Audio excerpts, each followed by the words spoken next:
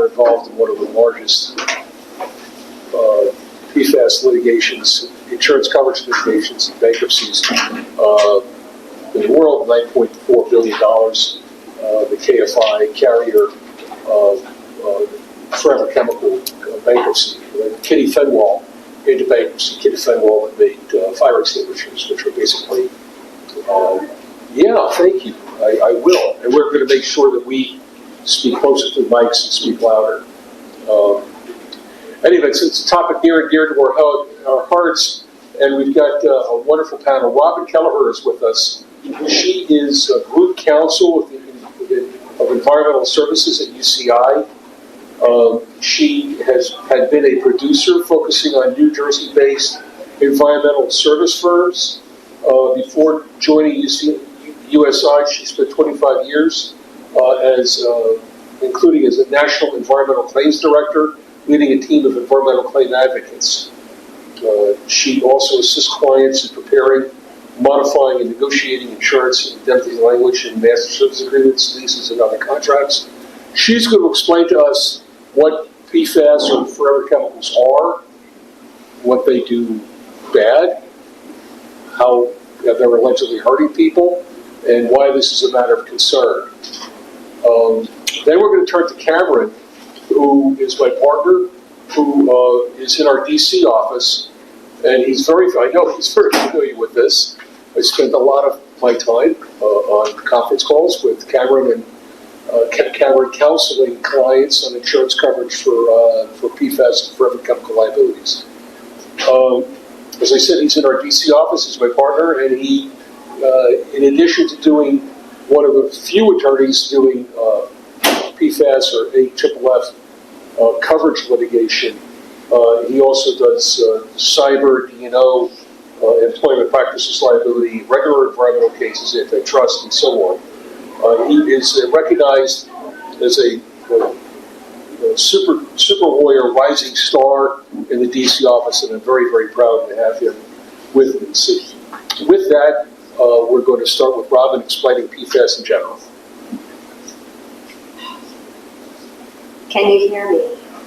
Okay, it's a good start. So how do we advance the slides? Do I advance them? Okay. Okay, so I'm going to put an asterisk. I'm an environmental insurance broker, also attorney, but focus more on insurance than environmental. So my overview of the regulations and what PFAS is more like a layperson. I'm not an environmental consultant, so I just wanted to put that out there.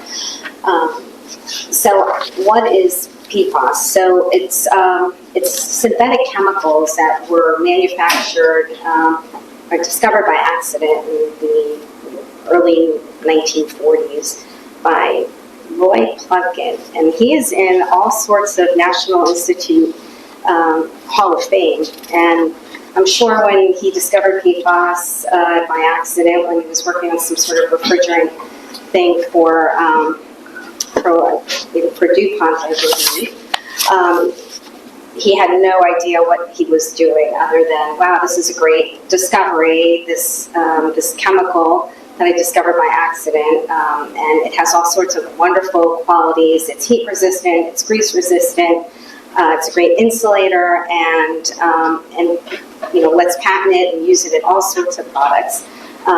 Fast forward, I don't know, like 70 years, and now we're still dealing with we're dealing with it in our environment.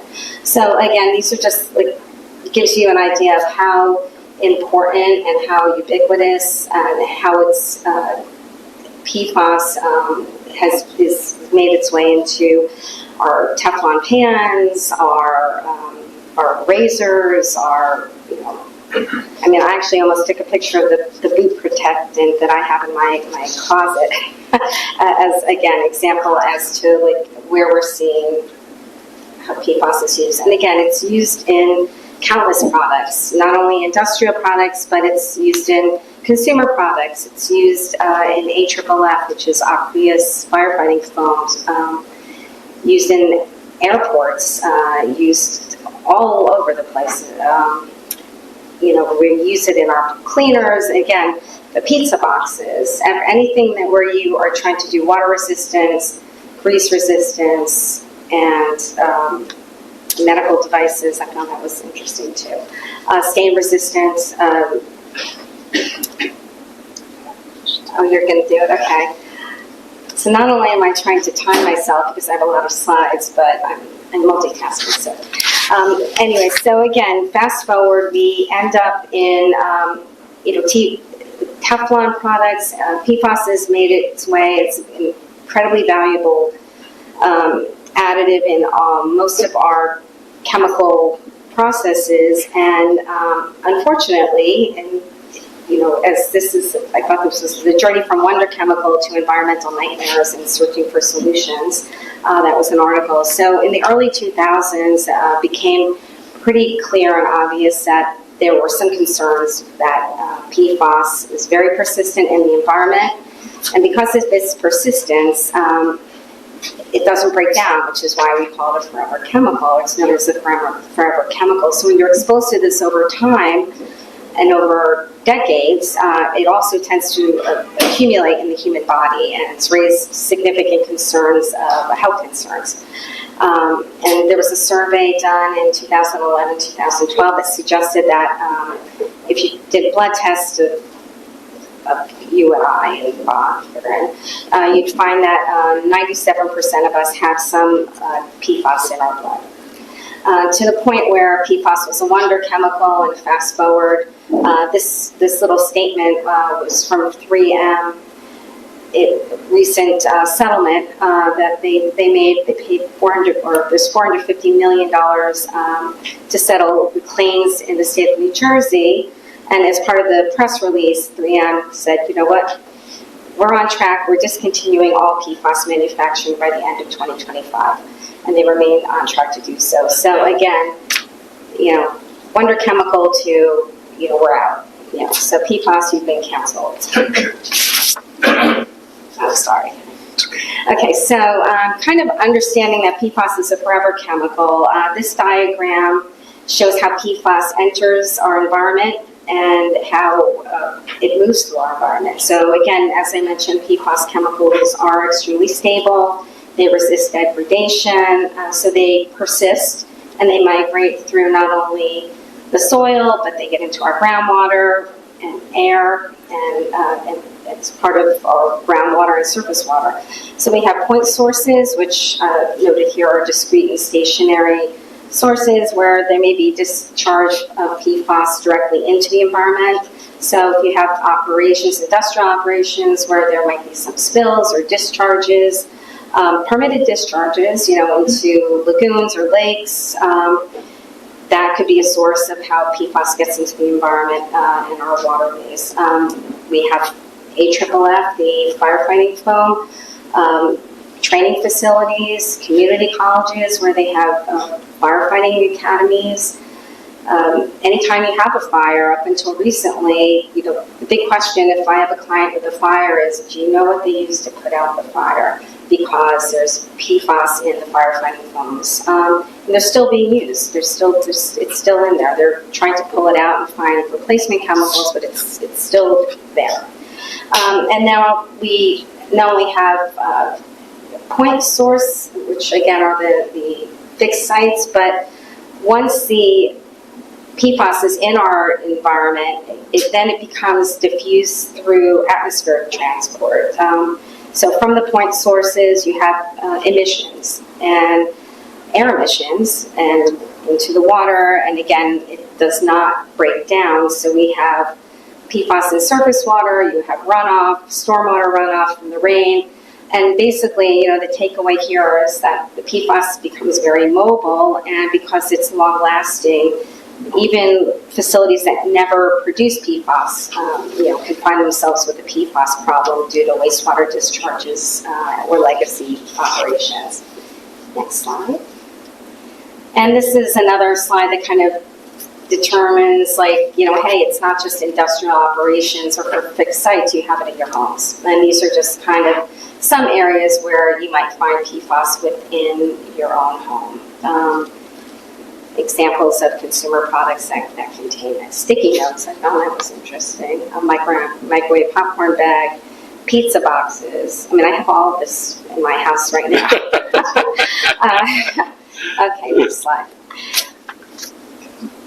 And again, the concern and why this has come to fruition, and some of the slides that we're going to be talking about and regulations, is because PFAS we're exposed to it in many different ways. It's gotten into our water system, our public water system, and it stays in our bodies for a long time, and it bioaccumulates. So the PFAS that I'm exposed to today builds on the PFAS I was exposed to last year, the year before that. My whole life I've been exposed to PFAS, so it bioaccumulates, and it takes a long time for us to leave its body. So after litigation involving PFAS, there have been scientific studies that kind of determine that there are adverse health effects in humans, and this kind of lists some of them. It could cause some cancers, tumors, impact to birth weights. It causes high cholesterol and some heart issues. I mean, it's pretty problematic. And again, over time, the exposure, there's concerns about exposure over long periods of time. So all these concerns have resulted in litigation, which Cameron will talk about. But it's also resulted in our regulatory federal laws, state laws, but I'm going to focus on federal laws regarding how to manage the PFAS exposure. So I'm going to touch upon 3 federal laws. The first is TSCA, the Toxic Substance Control Act. Next slide. So as this slide kind of outlines, TSCA authorizes the EPA to regulate and screen chemicals that are produced or imported into the United States. And it does this by giving EPA the authority to gather information about what's coming in to the United States in different ways, through what's produced, what's used as within a raw material, but also what's a part of the products that we're importing. So it's not only what's manufactured here, but it's what you're importing as well. So in 2023, this is when we're first seeing some sort of information gathering about PFAS. EPA issued a rule that required manufacturers and importers to report data on PFAS that was manufactured or imported in the United States from 2011 until 2022. So that's still on track, but there's been, in 2025, again, change in our administration. So some of these are going to go what's obviously Biden-era regulations versus May 2025, and the Trump administration is still focused on PFAS, but not less so, but just differently, or giving additional time to comply with a lot of the rule requirements that were passed during the Biden administration. So May of 2025, EPA issued an interim rule that extended the submission period for manufacturers to October 13, 2026, and for small manufacturers, 2027. So there's additional time to report the PFAS that you've imported into the United States. And again, not just the chemicals, but products that include PFAS. From a liability perspective, this information that EPA is collecting, it becomes publicly available. So the information that it could be used for enforcement, but for litigation as well as future rulemaking. So it's not just a paperwork exercise, it's a permanent record of your company's involvement with PFAS. Next slide. Okay, the next federal law is CERCLA, or the Comprehensive Environmental Response and Liability Act, known as Superfund. So again, in 1980, CERCLA passed, and it provided EPA the authority to manage and respond directly to environmental concerns or releases of hazardous substance that endanger the health or the environment. And at the heart of CERCLA was the concept that the polluter pays. So if you've released a hazardous substance into the environment under CERCLA, you have an obligation. You have obligations. You may have liabilities. And the liability CERCLA established like a broad scheme that holds not only past owners of owners and operators of facility, but current owners and operators of facilities.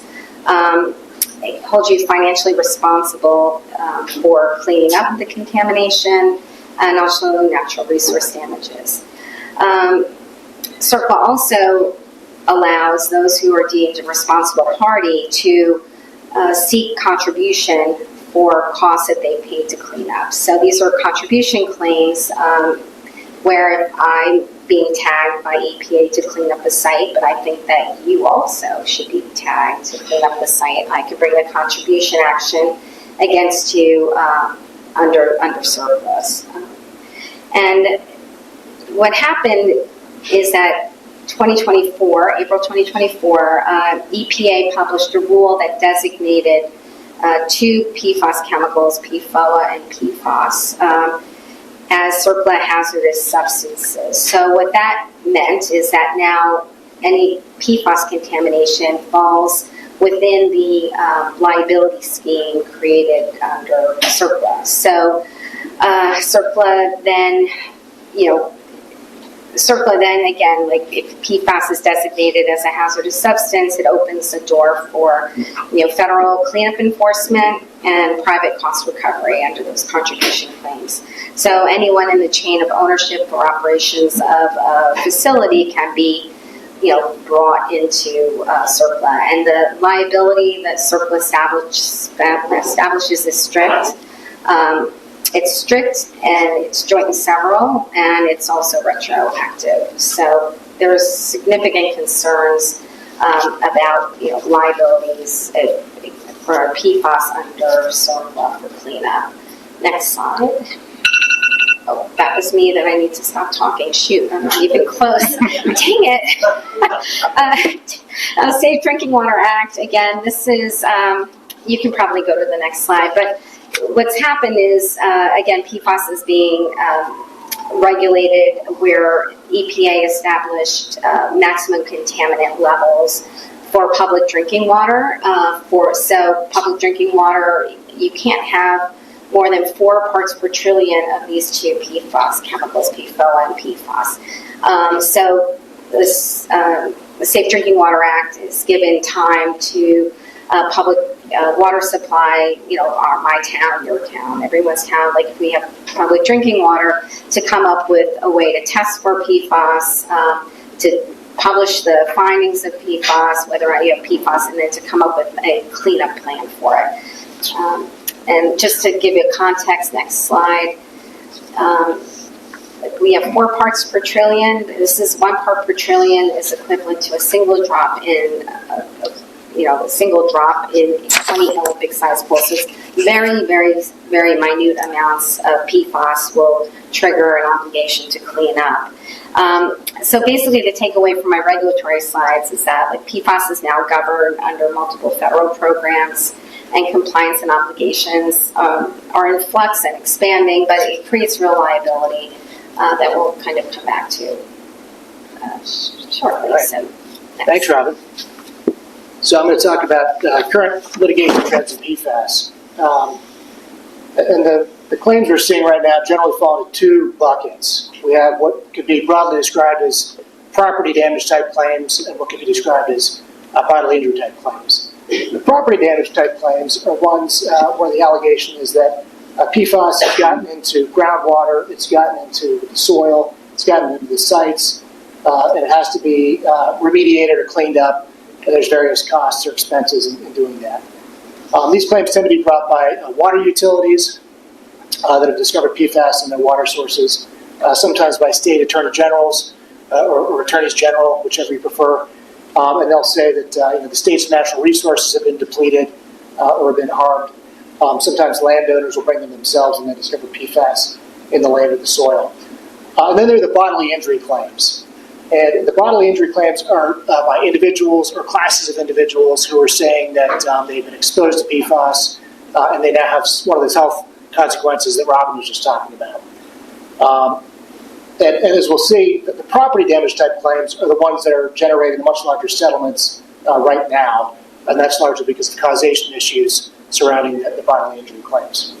Other types of claims we'll see are called greenwashing claims or consumer claims under consumer protection statutes, that kind of thing. All right, this next slide is some of the various settlements that have been entered into in just the last 18 months or so. And you can see that the numbers are eye-popping. And defendants in these cases are the large manufacturers of PFAS and the manufacturers of the PFAS-containing products such as AFFF, companies like 3M, DuPont, Chemours, Kidafenwal. And these are mostly or almost exclusively of the property damage type claims. These are, the plaintiffs are saying that the PFAS got into their soil and their groundwater, and they're seeking remediation costs. So why are the property damage claims predominating and the bodily injury claims not predominating? The reason is because the causation is much easier, relatively speaking, to establish in the property damage claims. And that's because the damage itself is evident in the fact that PFAS is in the groundwater or it's in the soil. It's either there or it's not. And if it's there, it maybe needs to be remediated or cleaned up, and there's a cost associated with that, which are your damages. And then the causation or the source can more often be ascertained if, say, a source or a site is near a chemical facility that created PFAS, it can be traced there, or if AFFF or another product was consistently used on that premises, that can be traced back there. So that's why you're seeing these giant settlements in these types of cases. The bodily injury is a different story. In order to establish causation, you have to first prove that there is an actual injury that was caused by PFAS. And the scientific studies so far have shown correlation, but not causation, linkages, things like that, that have not yet generated any damages in a court of law. So even if they were to, you would still have to establish that your particular health condition was caused by exposure to a particular product sold by the person you're suing, or the company you're suing. So none of the massive settlements that we've seen so far really deal with the bodily injury type claims. Okay, so we mentioned AFFF, that's aqueous film-forming foam, and it's a fire-fighting chemical, a lot of Fs. But what it is an amazing product that is used, sprayed on high-intensity fires, hydrocarbon fires, like jet fuel fires, and can essentially smother the fire, put it out. Very, very highly effective, and it's commonly used at places like airports, military facilities, places where you have those kinds of jet fuel fires. And it's used a lot at training facilities, firefighting academies. And the way they use it is just by spraying it over a large area where the fire is, where the training exercise is going on, and then putting out the fire. And then when that's over, the foam will kind of dissolve and disappear into the ground. And when it gets into the ground, it'll stay there because it's a forever chemical, or it'll go into the drinking water, the groundwater, to stay there. And so this is at the leading edge of all of the PFAS litigation right now, the AFFF claims, because it was widely used. It's relatively easy to figure out where it came from if you find it in the groundwater or the soil. Its chemical signature is generally attributable to a particular type of PFAS that was used in AFFF. And for the bodily injury claims, it's also relatively easy to establish exposure because many of the claimants are firefighters who say they were using the product and it was getting in their uniform and on their bodies, and they used it extensively over many years. The defendants are the big corporate chemical companies with deep pockets, and so they're an obvious target for the plaintiff's bar. Okay, and so these cases are currently being litigated. The AFFF cases are in what's called an MDL, multi-district litigation. And those are where there's a lot of cases of one type, like a toxic tort claim, where they're all being filed at the same time. And there's this procedure where they will consolidate them all, transfer them all to one federal district court to be overseen by a single judge. And that judge will then attempt to decide the cases in an orderly fashion, in a consistent fashion. So that's the goal. And AFFF is one of those right now. There's an AFFF MDL currently pending in the district court for South Carolina. And presently it's, I think I say 11,000 up there, but it's more like 12,000 cases right now that have been filed. The usual suspects are the defendants, the chemical companies that made the PFAS and made AFFF. But the claims vary. So there are both the property damage type claims, where you've got allegations of groundwater contamination from the water providers from the states, and then you have the bodily injury claims by the firefighters and just other people who claim they were exposed to PFAS. So there's going to be a bellwether case in that case, where they take a single case to test the theory of causation in the bodily injury claims. So they're going to attempt to prove that, yes, exposure to PFAS and AFFF causes these various health conditions. That was going to happen this month, but it's been pushed back. So that case is being very closely watched, and it will be, if the case establishes causation, it will certainly be a case that will set loose the floodgates of other PFAS claims in other contexts. And then the last thing I wanted to talk about was greenwashing, which is a completely different issue, which is greenwashing is basically a claim that a company is making a product, describing it in their public statements and their advertising as either clean or green or eco-friendly or you name it, something along those lines.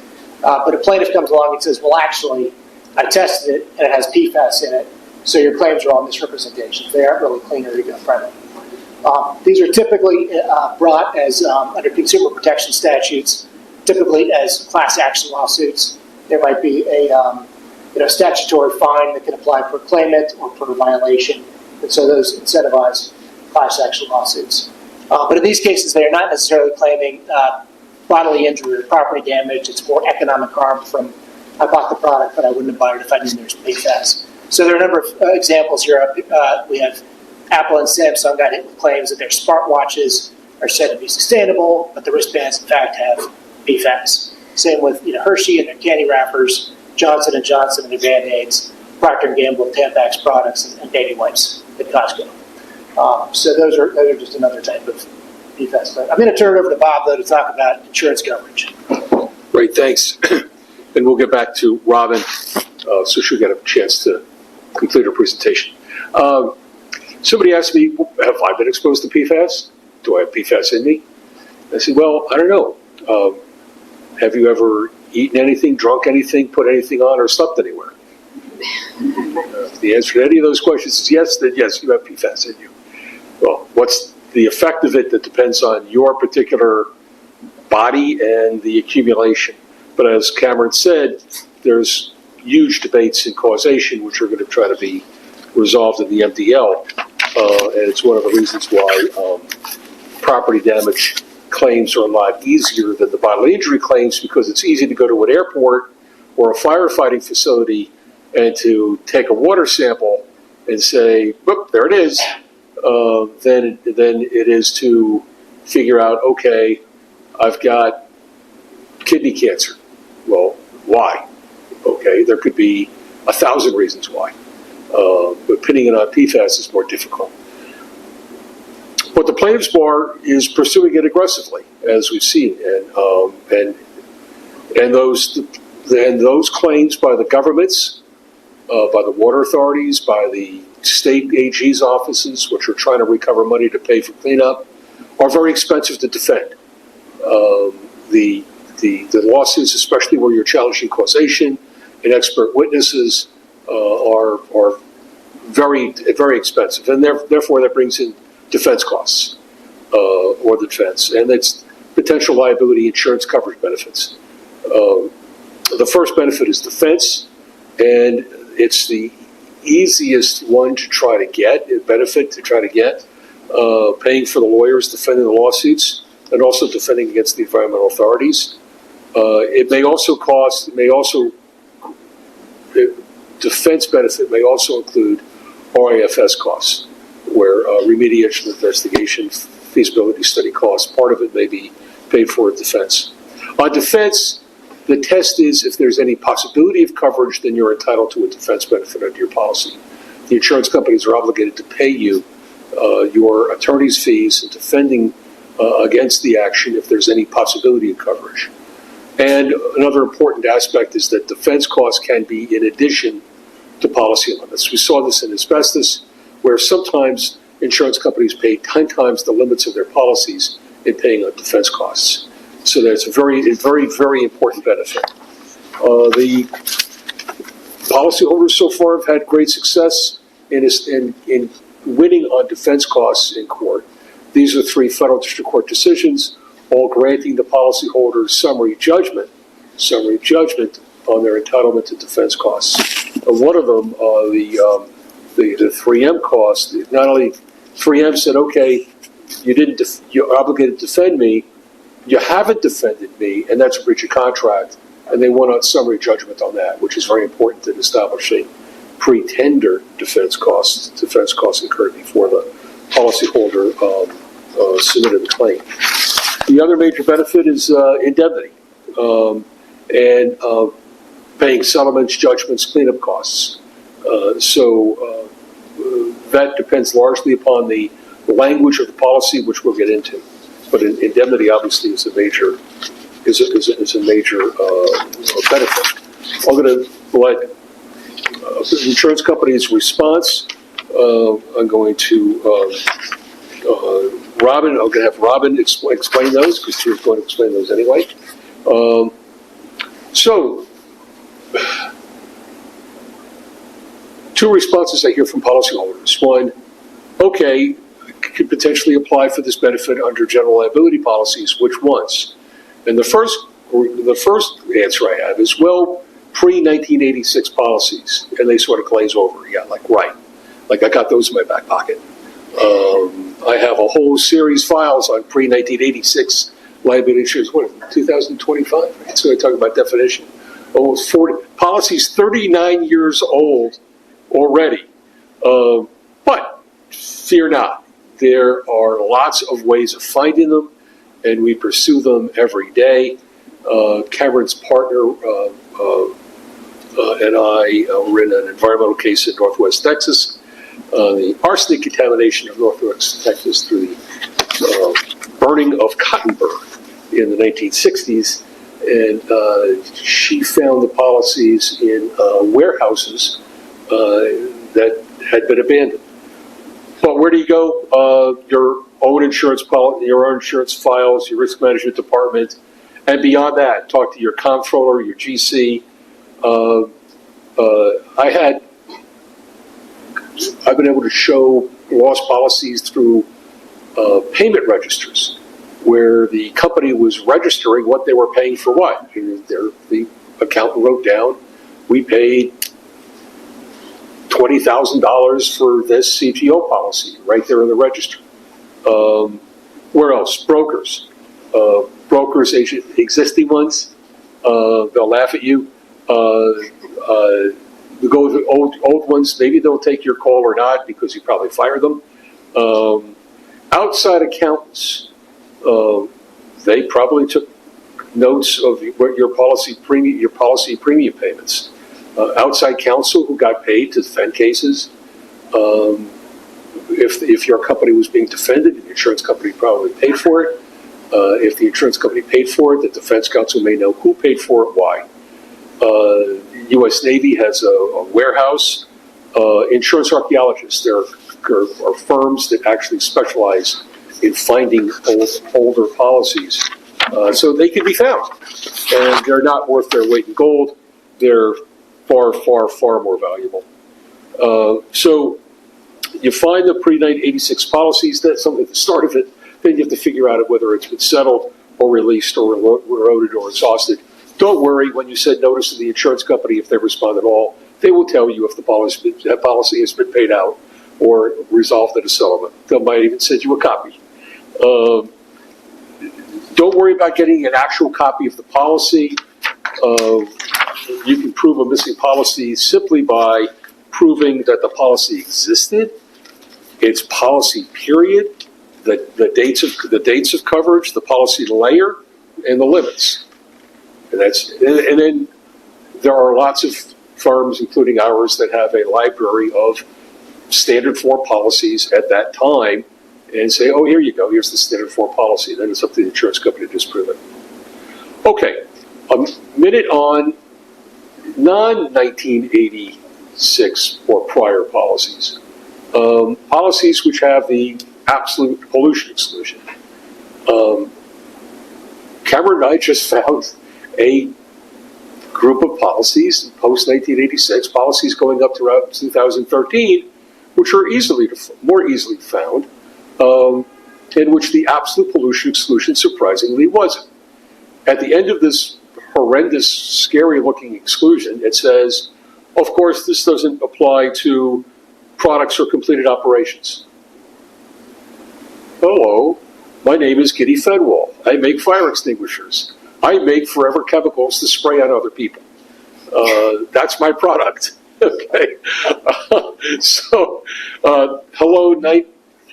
$4.5 billion in coverage because of that exception. That is not the. What are other exceptions?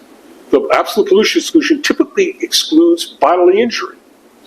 Hello, firefighters who are spraying each other with this foam in fights, right? Firefighters spray each other with the stuff to see if they can knock the other guy down.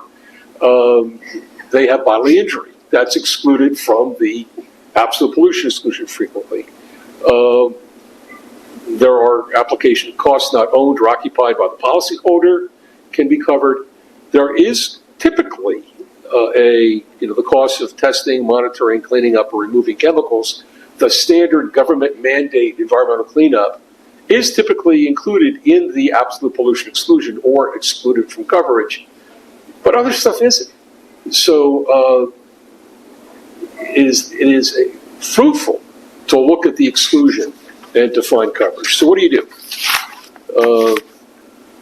You give notice. When? Now. To who? Everybody who you can think of. How? In writing. And what do you tell them? Well, you tell them either a notice of an occurrence, at the very least. What is that? Hey, something happened that I'm letting you know so that you can protect your interests. I may have a claim. I'm not asserting the claim. I'm just letting you know that something happened that may cause me to assert a claim in the future. What does that do? It cuts that insurance company off from a late notice claim.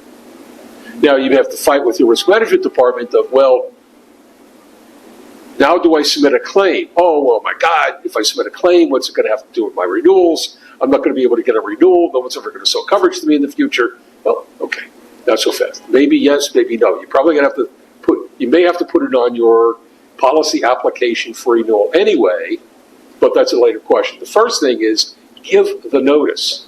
So you cut your insurance company off from late notice. Okay. What next? Identify, collect, preserve your records. Make sure you get that email out to everybody. Don't destroy anything. Don't delete all those emails. Stop shredding the documents. Or if you do, make sure that they're scanned first. Take a look at whether or not you have copies of settlements, releases. When you do give notice and the insurance company says, okay, I need your help, provide reasonable cooperation. That does not mean translating the phone book into Mandarin going backwards. It means providing reasonable cooperation. What does that mean? If your insurance company is submitting its own reinsurance claim, help them out. Help out the insurance company in submitting its risk. It would pay you dividends because if they get reinsurance, they may very well pay your claim. Provide updates. You're probably going to have to provide updates anyway to the environmental authorities. If you do, send them a copy. Then value the claim. Try to discuss settlement with the insurance company and then do a cost-benefit analysis of whether or not you want to go to war with the insurance company over the coverage. Maybe worth it, maybe not. That's an analysis you have to do. I am going to give it back now to Robin because she didn't have enough time before to finish up with the current statuses of the PFAS and the insurance company's market response. Thank you. So, as you mentioned, when you and Cameron looked at the general liability policies and saw an absolute pollution exclusion. It did not have an exclusion for products. So when litigation, is happening in like 2018, I think that's when I first saw my first PFAS lawsuit. The insurance carriers are like, oh, what's this? What's this PFAS? And so they started getting claims in, and it was a trickle from like 2018 to 2023. And then all of a sudden, like an avalanche of lawsuits. We insure a turnout gear manufacturer for firefighters, like the firefighting gear, and some claims were trickling in, and then 2023 it was like 50 a month. Now we're getting like 200 a month. And so there's been like this cascade and avalanche of PFAS-related claims in the products sphere. So in 2023, the Insurance Service Office, which develops industry standard policy language that a lot of the insurance carriers will adapt as their own, they came out with a PFAS exclusion that pretty much, said, okay, no coverage for any sort of PFAS. It's a very long exclusion, but it's PFAS and it's also replacement chemicals. So we started seeing in the standard, when I talk about standard marketplace, it's the property and general liability policies and umbrella policies. So we started seeing PFAS specific exclusions. So carriers are no longer going to rely on the absolute pollution exclusion or the total pollution exclusion, similar to how they did with fungi and bacteria exclusions and asbestos and lead exclusions. Now we have a PFAS specific exclusion, which pretty much effectively says, okay, anything involving PFAS, no coverage on these policies. The environmental marketplace, which again are more pollution-specific policies, they cover operations. So companies that have an environmental exposure not only have their general liability policies, but they'll buy a separate pollution policy. We actually still insure PFAS under those policies. And they will insure PFAS for ongoing operations and also transactional risk, because a lot of these pollution policies are used to backstop transactions like purchase and sale of property or mergers and acquisitions. And also lender liability. Lenders have their own special product line where, again, the carriers may not exclude PFAS for a lender because they may not have that direct exposure. Next slide. So, how do we get coverage for PFAS? And just really, my 55 seconds, I'm going to tell you that it's about going into the market with a story. It's understanding your PFAS exposure. It's being able to say, we manufactured or we used materials that may have had PFAS in it from this period to this period, but we've tested our property. We know that we don't have a PFAS issue on our property. It's being able to understand your PFAS exposure and then answer questions on an application. Have you had a fire? Did you know when they put the fire out? Did that fire company have PFAS? Did they use PFAS? Like, having that information is very important and will enable you to get coverage, or it'll give the carrier a reason not to provide coverage. There are red flag industries. Even though a carrier will say, no, we're not excluding PFAS for everything, there's some industries or portfolio of type of clients that they will not provide PFAS for. They'll add a PFAS exclusion to your pollution policies, and that would be airports, landfills, and if you've had PFAS, if you know that you have PFAS on your property and you've tested, guess what? You're going to have a PFAS exclusion. So my comments are that a lot of M&A transactions or real estate transactions, we've been able to get PFAS because we understand the exposures that in the purchase sale agreement or the merger, whether or not there are indemnifications given. We build coverage around that. So it's very important that you understand the exposure your company has to PFAS, and that will enable you to underwrite around it. And again, the common theme, report, our pollution policies, especially the pollution legal liabilities that cover the sites, they are claims made and reported. So report because you're not going to have an ability to go back and put notice in for those like 1986 policies. And then the last slide is, what should you be thinking about? Again, from as a risk management concern, understanding whether or not you're going to have availability of coverage for PFAS, being able to communicate that up to your board of directors or to your management. Understanding your exposure so you can, make a story that your company should have the exceptions to PFAS exclusions. And again, look at your contracts, look at contractual risk transfer, as another risk management tool. So that's it. Great. Well, I want to thank my panelists today, and I hope that we provided you with information on this cutting-edge issue. Thanks so much. Thank you. And hug your broker. Hug your broker.